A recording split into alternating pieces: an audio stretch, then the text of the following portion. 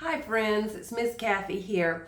I have a book I want to read to you today. It's called Big Truck, Little Island, and it's by Chris Van Dusen. There's the big truck. Look, the big truck is being towed to the little island. Out on the ocean, one bright summer day, bound for an island still 5 miles away, a tugboat was towing a truck on a barge, a truck that was hauling a load extra large. There's the tug. There's the island. The cargo it carried was all under wraps, tied to the trailer with buckles and straps, facing a twisty and treacherous ride to get to the field on the on the far eastern side. So here's the truck. I think it's going to go way over there. The barge reached the ramp. The truck trundled off. It buckled up the bridge with a wheeze and a cough. Then slowly but surely it chugged up the road, lugging its 20-ton oversized load. There it goes. Look how big it is. It's bigger than that little house.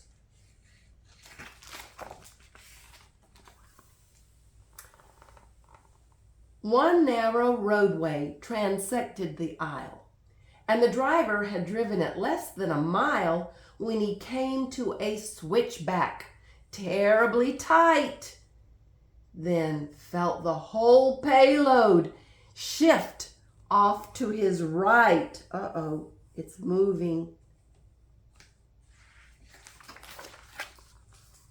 Oh dear.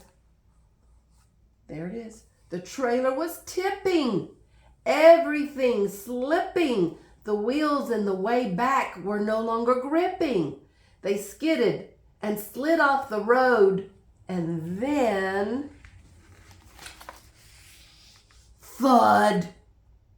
They landed and lodged in the soft, sticky mud. Uh-oh. 2 cars in a hurry arrived from the north.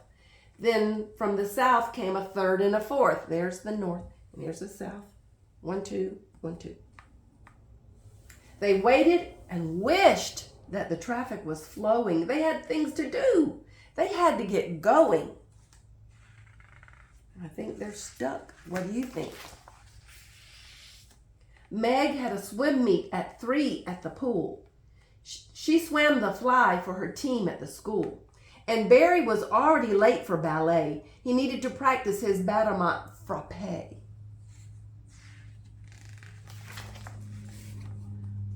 Pete had a project to finish with Paul, a working volcano with lava and all. And Sue had to be at the dog wash with Bunk, her sheepdog, who tried to make friends with us. Gawk. You. See the clothespin on Mama's nose?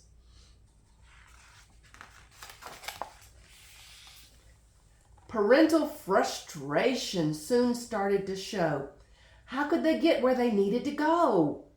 They stewed and they steamed. Their faces got red.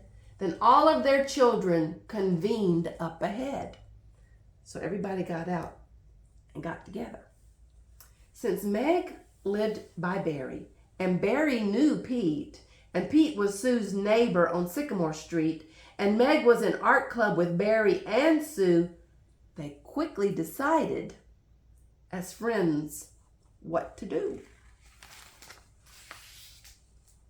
Barry said, "Listen, let's all exchange cars. We'll borrow yours, and then you borrow ours. I'll switch with Pete and Meg swaps with Sue. And later we'll trade our cars back when we're through." It's a good idea.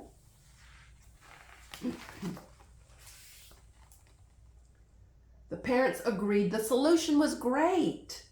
By borrowing cars, they'd no longer be late.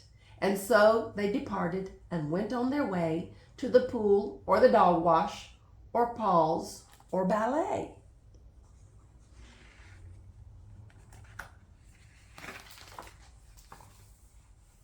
There it goes.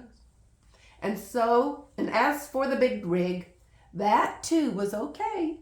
A wrecker was summoned and towed it away to the far eastern field, where later that night, look, all was revealed to the people's delight. Look what he was hauling.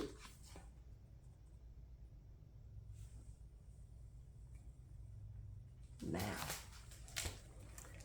that was a happy ending. Goodbye, friends.